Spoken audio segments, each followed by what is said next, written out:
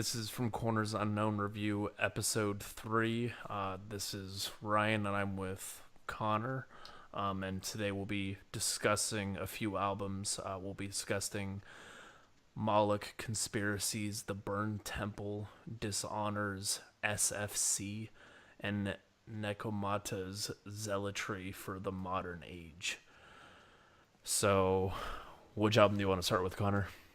Let's start with The Burned Temple by Moloch Conspiracy. Okay, sounds good.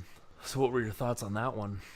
They're cool. They're a dark ambient band. They claim that they're ritual horror ambient. The whole concept of the album is the hidden rites of the old gods of Persia through different eras. Mm-hmm. And like a sacred temple was burnt. Somebody murdered most of the sect and disciples. Yeah, but they're continuing on with doing their blasphemous rites or whatever, correct? Like they're still kind of. Yeah, exactly. Yeah.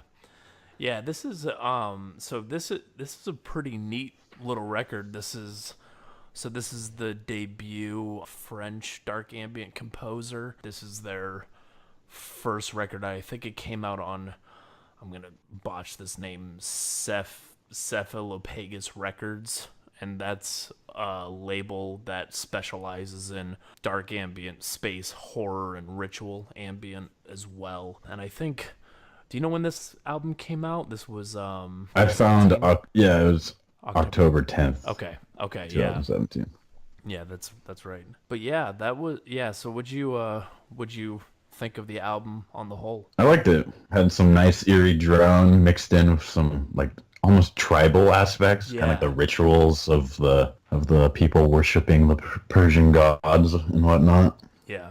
Do you know anything about the Persian gods? I did a tiny bit of research before, but were you aware of, Baal or Tiamat or any of those? Yeah, like some of the tracks, like number 3, Baal Sacrifice. Yeah. Baal's apparently the fertility god, some ancient Middle Eastern culture. Okay. And then Tiamat is I probably said that wrong, Eh. the ancient Babylonian goddess of the Salt Sea. That's pretty neat. Yeah. Yeah, I was doing some research on Moloch Conspiracy before we started speaking about the project, and I did notice that they really enjoys archaeology and is always trying to find a way to incorporate that, into their compositions, which I found interesting. I don't know if I've come across too many artists that are, that forward about their approach and what they're trying to do with their compositional work. This seems a little more like grounded in specific mythology or specific history. Yeah. Yeah. Well, usually with, either dark ambient or other metal bands, I always see like Roman mythology, Greek mythology, Norse mythology. Yep. It's Don't see this too often. Yeah, some of those mythologies have become kind of cliche in a way, but this is, the gods of old Persia, or the old gods of Persia. That's something that I seldom come across. Yeah, were there any moments in particular that struck you? I really enjoyed track number 2, Rainy Ruins. Yeah, that's a nice one. But, yeah, I just love the peaceful sound of rain mixed with the higher pitched noises and drone. Yeah. It did help that it was both the times that like I first listened to that song specifically, it was raining outside, so I'm like, oh, nice. This is pretty legit. Yeah. That's nice. Yeah. Yeah, I'm glad that you brought that up, because when I listened to this a number of times, and I always found each listen to be pretty draining because it's such a bleak record. It's just so dark and foreboding, and never really, it kind of creates this, I don't know, this shroud of gloom, and it doesn't really lift. But when there are those field recording moments, like as you said in Rainy Ruins, I think that that's like the only moment of respite you really get throughout its duration. But yeah, I really do like the atmosphere. It's very fecund with like just foreboding drones and swirls of dark ambient, very gloomy. And I really do like some of the field recording bits, especially on the opening track. And I probably will say this wrong. The gals. I think that just means jail or the jails. You know, like Yeah, yeah. yeah. Place of detention's what I got. Oh, interesting. Okay, that's way better than what I got. But yeah, just kind of like it sound, the sounds gets you immersed in the world, and it feels very cinematic, kind of on that opening track, the gals. It sounds almost like big iron grates or bars kind of being shifted around, or heavy wooden doors kind of moving. It kind of makes you Definitely, feel yeah. like you're crawling or you're kind of getting dragged into this place. But yeah, are there other moments that stuck out to you here? I really like the field recordings and Memories of a Burned Temple, track number 5. It sounds like a mix of like like crackling flames, like the temple it's on fire. Yeah, yeah. Some points it even sounds like people are like walking around in gravel, but I'm not sure if that was supposed to be fire or not.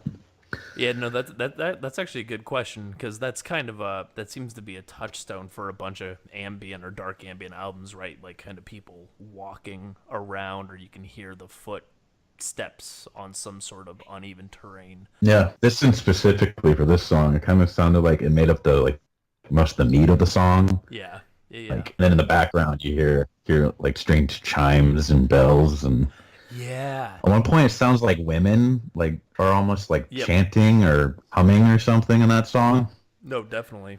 No, I'm glad you brought that up. I almost forgot about that bit. The chiming bell, it kind of just pierces out throughout little parts in the track. It's actually pretty kind of kept me on edge for most of it. Yeah, like actually feels like some weird rituals going on, maybe human Yeah. sacrifices or Yeah, and you kind of caught some yourself. strangeness. Yeah, almost like you kind of woke up or found yourself in the middle of it being sacrificed, or in like Exactly, burning. dude. Yeah, You're tied down, just yeah, you're getting accepting burned your in the fate to the temple. gods. Yeah, yeah, yeah. Which brings me to track number 4, actually.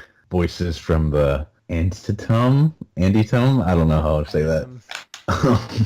But yeah, apparently it features the artist Earthborn Visions Yeah, I didn't have time to look from them the up. UK. Oh, cool. I didn't really look into their other music, but I'm assuming it's great stuff. But yeah, in that song I noticed there is almost like a drum beat too, which really added on to the whole Yeah, ritual type stuff. yeah. No, on the whole, I guess as an extension of your note regarding adding that extra texture to it, I also really liked on the closing track, Tiamat. There were a lot of really dark, creepy textures in there. You kind of get some of those piano keys trickling through, and it almost sounds like there's like a creep of strings that kind of pluck out from the darkness. Yeah. Yeah, It's no, almost like I don't know, like a mixing of sounds, which can relate to the god itself, actually, or the goddess, yeah, the definitely. song's title after, Yeah, yeah, and which is in that song in particular, there sounded to be kind of these choir like hushes, or kind of these soothing but deep and dark and kind of mysterious vocals going on, or kind of like these chants that kind of create an undercurrent in that track as well. pretty good album overall, though. Yeah, definitely. Would you recommend folks give this one a listen? I would most definitely recommend this one. It's both peaceful, but also at the same time has that kind of horror vibe to it, where it's like, whoa, Yeah. Yeah. what am I hearing? Yeah.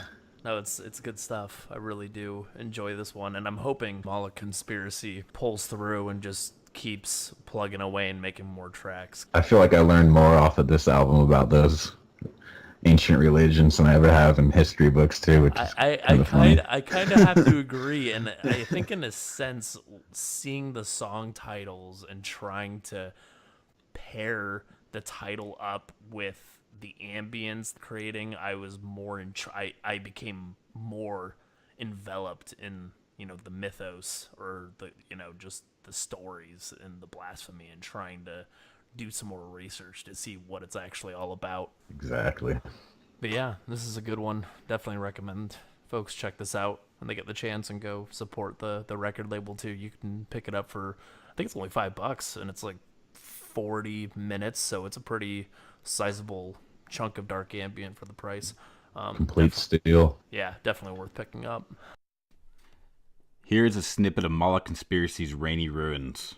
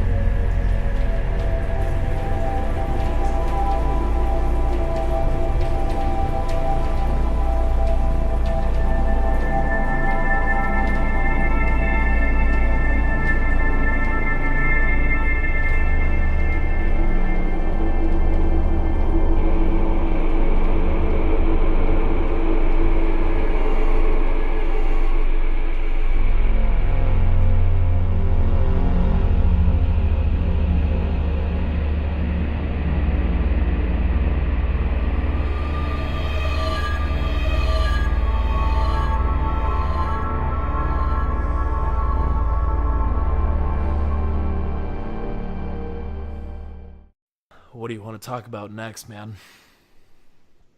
Let's break up the instrumentals with Tree for the Modern Age by Nekomata. Oh yeah, that was. I was surprised at first when I first listened to this record. I don't want to say I disliked it, but I really didn't understand what was going on. Like sonically, and it took me, a couple listens for it to really sink in and kind of absorb it. I don't know. Like the first time I listened to it, I just was kind of caught off guard as to what was on display. But Yeah, well, there's a lot of mixing of sounds I noticed. Like yeah, I would say there's like three different tempos and like kind of genres almost within the album itself. yeah. No, that's a good point, and it's almost like there's this. Yeah, there's almost like this tiered progression it goes through because the way it starts off. So it starts off with the song "I Will Not Try," and I think you confirmed this for me. I wasn't able to do all the research on it, but I think it opens with a news clip from the 9/11 terrorist attack.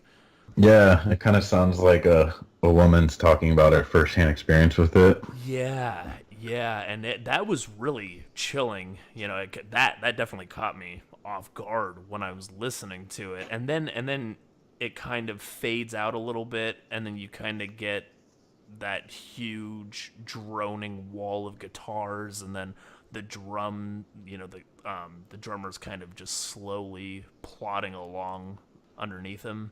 Mm-hmm. And well, for being only a two-man band too, it's like, well, how much layers they can create with only two dudes. Yeah, they get a lot of freaking sound out of two instruments. Like they really layer it on, and it feels immense. It's pretty impressive, actually. I've sort of noticed. I don't know. I don't want to say resurgence, but I've become a little more keen, or I've been noticing a lot of two-person bands in the last few months, and I really enjoy a lot of them because they seem to be able to bring in so much sound with such few instruments, which is really neat. Mm-hmm. For me, like the first couple songs, it almost sounded like, I don't know, like two dudes jamming in a garage, but in like a good way. Yeah, definitely. You know what I mean? Like they're just creating some fun stuff.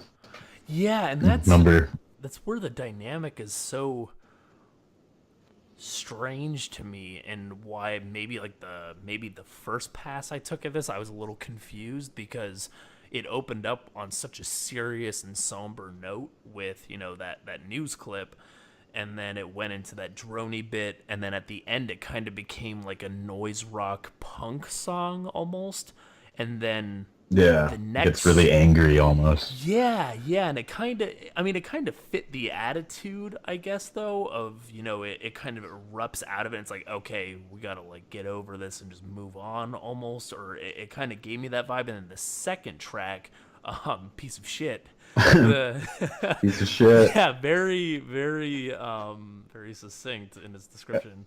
Well, that song's definitely nihilistic in its nature, the lyrics. I didn't actually pay enough attention to the lyrics. Were they pretty Well, let's see. I mean, piece of shit, and then the lyric, like, well, the chorus is, "I'm a piece of shit. You're a waste of life. You're a piece of shit. I'm a waste of life. We are all the same." okay. And then he talks about, "I feel nothing at all but pain from myself." So it's a really nihilistic, like, oh, I hate myself. We're all pieces of shit. Yeah, kind of like dead on the inside, not really kind of Yeah. just yeah. And it's yeah, that track is so piece of shit. The second track, that's the shortest one on the album. And it's kind of like this noise rock, just kind of angry upbeat track. It's probably it's probably the most upbeat track on the record, I would say. Yeah. Sound wise, for sure. Yeah, and then it goes into Devil's Kin, the third song, and that one is still kind of in the noise rock terrain, but It has more of like a doom, almost kind of grungy vibe too. yeah, it like and it kind of pairs itself down. It's not as in your face, and it kind of feels more. I don't know. Yeah, like there are definitely like little tendrils of doom getting in there, but it feels just more spacious. Like it just kind of feels like a larger song. I don't know how to describe it very well. I mean, dude, they're the devil's kin. Yeah, yeah. But it's like that song, and then the next one, "I'm on Break," seems to slow down even more. So there's this really strange dynamic where it kind of bursts with "I Will Not Try," the opening song, and then "Piece of Shit" is the fastest song, and then it kind of erodes a little bit on "Devil's Kin," and then it erodes further on "I'm on Break."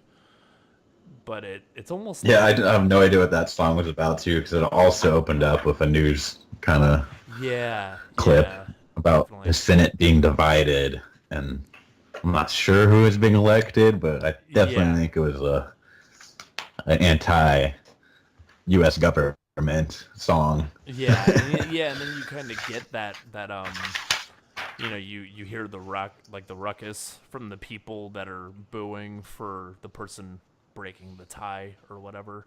I think that was in the sound sample.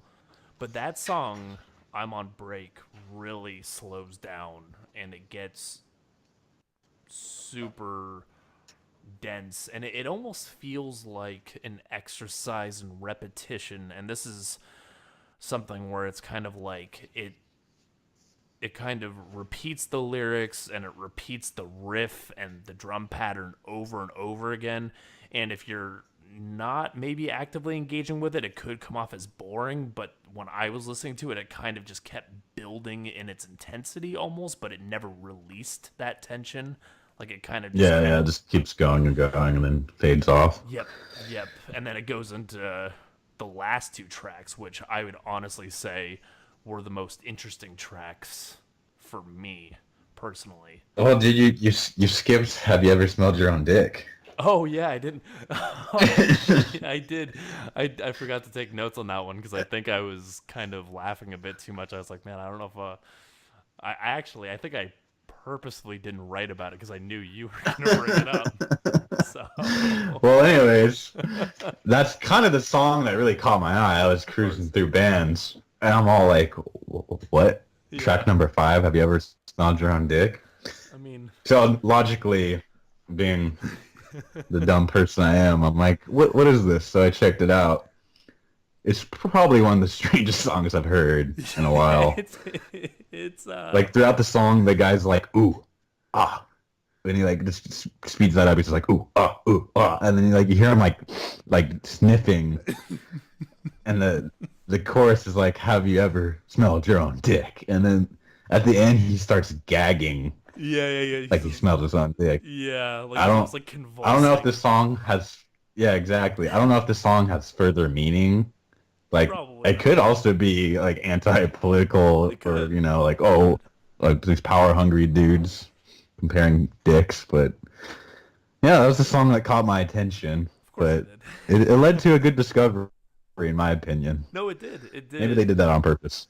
Yeah, no, I'm glad that, and that's where this album is so strange to me again. Like a song like that, it's a little more than halfway into the album, and you listen to it, and you're just like, "What the hell did I just listen to?"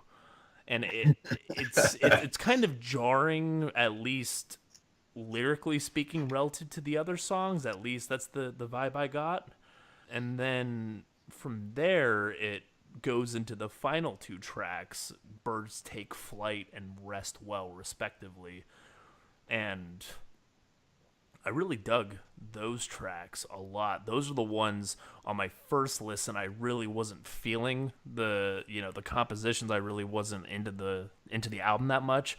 But once Take Flight hit, it kind of redeemed it for me, and then it made me appreciate the songs prior a lot more. Yeah, because it's like Birds Take. Yeah, definitely. It's more of like a slow, drony, sludgy, almost ambient. Yeah. Yeah, let's go. No, the Birds Take Flight one is kind of like this doom and drone, and it almost seems a little bluesy and a little stonery in some parts, which I thought definitely was really cool. stonery. Yeah. Yeah, and it was a really nice texture, and then Rest Well was unbelievable. Like that song just blew me away. Just the one last side comment on Birds Take Flight though. Oh yeah. At the beginning of the song, there's like this weird like weird sound. Oh, it yeah? straight up sounds like the witch from what's it called? Banjo-Kazooie. Oh, for Like real? I kind of hope these guys reach out to us. Like I'm calling it right now. The beginning of that song straight up has the witch from that song like talking, because I'm not even kidding. There's some weird deep memory in my head. Interesting. Okay. Well, we'll see. I hope they can confirm that. We can see if you're delusional or not. We'll test Yeah, we'll that. see. Yeah.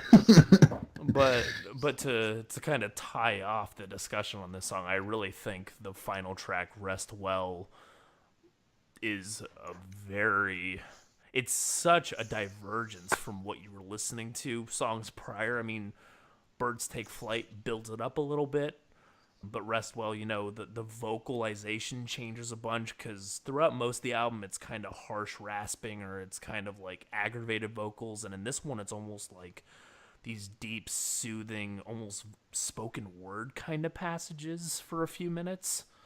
Yeah, the guy has like a deep voice where it's just like he's just talking. Yeah, and it's very calming, and they're just these huge cracks of reverbed out guitar that are just like bellowing out in between his vocals, and it kind of creates this airy, ethereal, comforting atmosphere.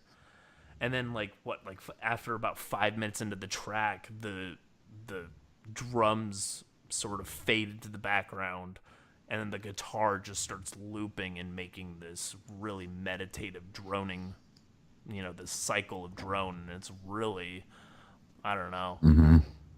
Yeah, definitely. I would say after I listened to that track, it blew me away, and I was like, okay, I gotta listen to this again. And then I started appreciating, or I started to. Yeah, these guys definitely have a wide spectrum of sounds. Yeah. I don't think we ever even talked about where they're from. They're from Kalamazoo, Michigan, United States. Yep. And this. Apparently, the album came out on January 1st, 2018. Yeah. And this started off your new year, smelling your own dick, I guess. They've only been around for a couple of years too. Yeah. This is their second album. And what also is interesting, the band provides a small synopsis. I think this is also findable on Google searching, but Nekomata is actually a kind of cat yokai in Japanese folklore, I believe. And Nekomata are two very different kinds, or of different types. There are ones that live in the mountains and ones that are raised domestically, grow old, and transform. And in a way, I feel like that translates very well to the sound they create. Oh, yeah. Very different. Yeah, like the ones that live in the mountains. And I can't I can't come up with a good analogy for that one, but definitely the domestic, they're raised domestically, grow old and transform. The transformation bit definitely sticks with me when you listen to this album front to back. Yeah, it's a strange trip of an album. Overall, yeah, I recommend this if you want to listen to something interesting. Yeah, yeah. If you want I something, wouldn't judge it right away. You just got to get through the whole album and yeah, I would say experience it. give this at least a listen front to back. And if you're not sold on it by the end, it may not be something you're into, but it's definitely there's a very strange, interesting dynamism or dynamic going on here. I think a handful of folks would appreciate, but yeah, I recommend it wholeheartedly, especially for the last few tracks. Not so sure about Smelling Your Own Dick song, but definitely the last two. We'll give you guys a sneak peek of Nekomata's Rest Well.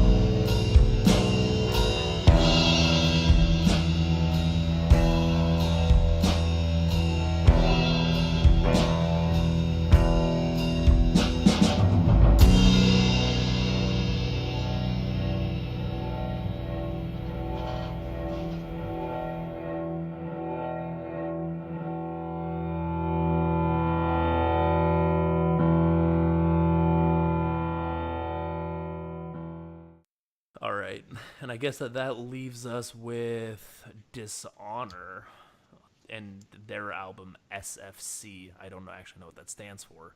Oh, What's I couldn't find out either. You want to talk a bit about that one? Yeah, Dishonor is actually a solo artist, a guy from Tokyo, Japan, Yeah. who plays all the instruments consisting of guitar, bass, and he incorporates like a turntable, and he actually lists what he uses for the sounds, which I wish more artists would do. Yeah, no, for Like sure. the audio software, the Cubase XX3 audio software. Yep. Yeah, he's just an unsigned solo artist who creates progressive metal. Yep. And it looks like he's been around since about 2006. So, he's been around for a decent while. I didn't get to delve into his backlog whatsoever. Well, I noticed this album itself actually has two songs which are from 2016, Yes. which are SFC and Don't Look Back, and then he created two new ones, Sin and Obsession, which he released them all as, four song EP, I guess, Yes. on December 26, 2017. Yep. Yep. So it's kind of like two old songs. That's what it kind of tripped me up the first time I listened to it, because I thought that they were old songs that he kind of rewrote, but there's actually a gap between this release, SFC, and his previous release. I think his previous release, I don't have the name of it in front of me, but it came out in like 2015, I believe. So he must have written a couple songs in 2016, a couple songs in 2017, and kind of pulled them all together for a small-ish EP for the end of 2017. But yeah, what'd you think about the music itself? It's cool. You can definitely tell there's like multiple layers that he kind of threw together because one guy can't play 5 instruments No, at of course once. not. Of course not.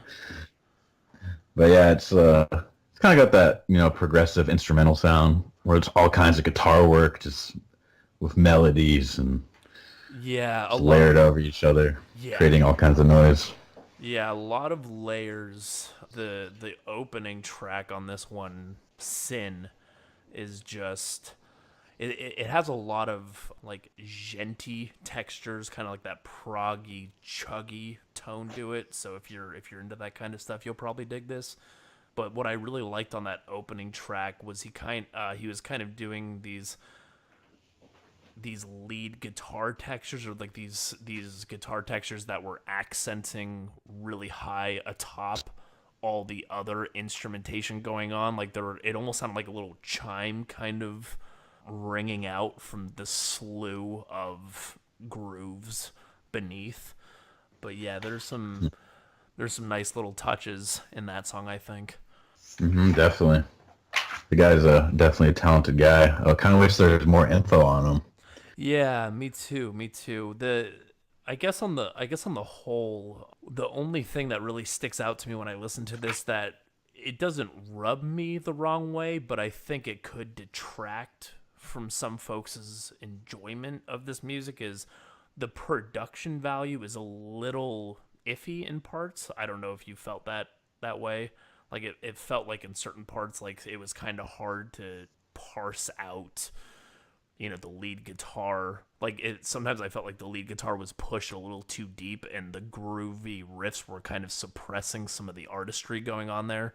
I mean, that could have been totally Yeah. intentional, but I kind of wish I kind of got the fuller body of some of the riffs he was playing, or some of the solos he was doing.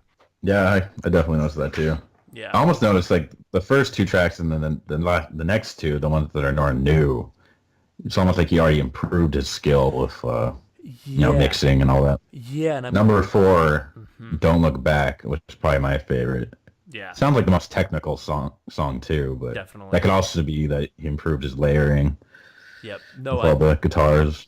yeah, I got that vibe on that track, and as you said, the other one, Obsession, that's the third track. It comparing Obsession to Sin, so Sin is the first track, Obsession is the third one. When I said Sin kind of had, some guitar layering issues, or like something where I just kind of wish I heard more of it, Obsession takes care of that problem, which makes me think that they were recorded at completely separate times, because the mixing on Obsession is so much better. Like the solo careens so high, just soars so high above the instrumentation, actually is pretty amazing. Yeah, it really shows off his musicianship, and I think that the latter two tracks are a little more ear turning per se. It just doesn't sound as muddled, I would think. I think that's the correct way of saying it. And Don't Look Back, you can also kind of hear the slight manipulation with the turntable. Like I can hear scratches throughout the song. Yeah, yeah. And that's a pretty neat texture. Do you ever hear stuff like that in metal music? Like, I mean, don't say Slipknot, please, but other. I mean, yeah. Besides new metal, no, not really. Okay. Yeah.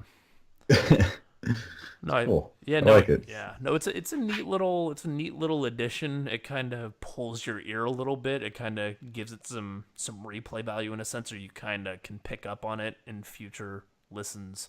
Yeah, and it kind of reminds me a bit of this project. Reminds me a bit of this Netherlands prog artist by the name of Mendel, kind of in the same vein, just purely instrumental, no vocals, but just really technical riffs and some cool grooves some cool grooves on display. And it's only, 12 and a half minutes long.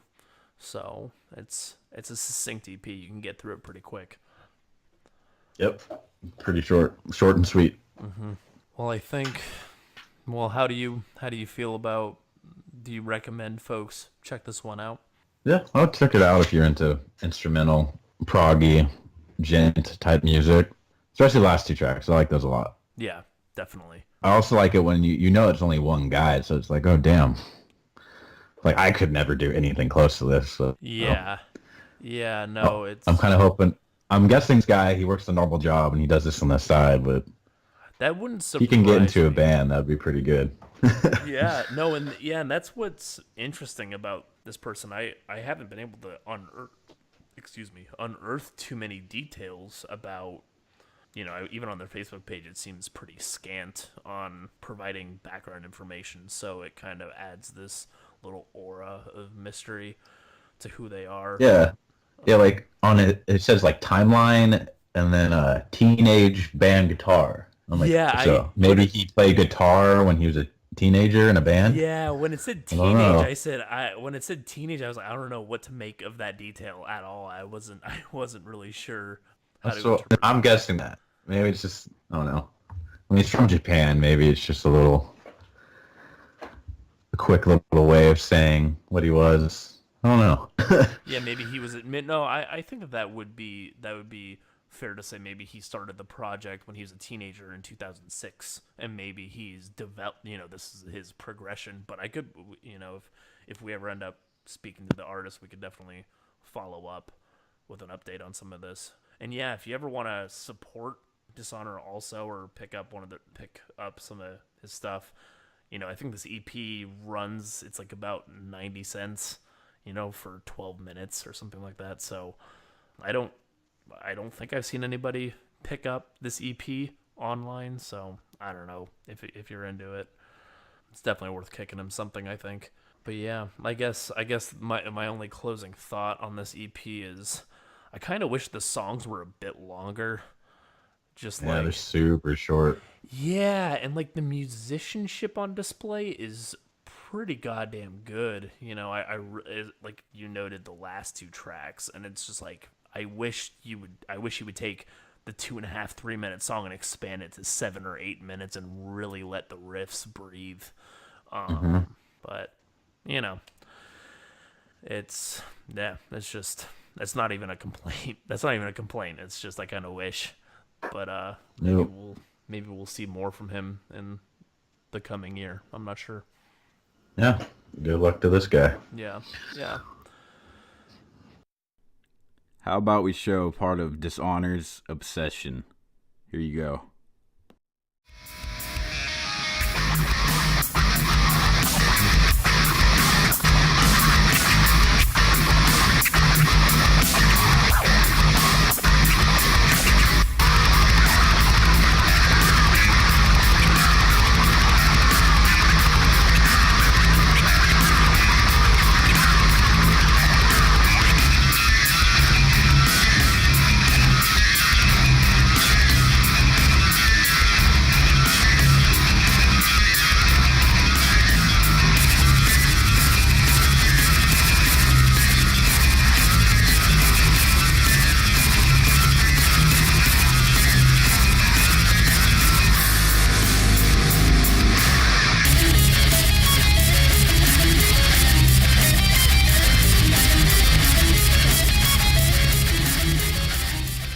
You've been listening to Voices from Corners Unknown Episode 3. Let us know what you think in the comment section. See you next time, and thanks for listening.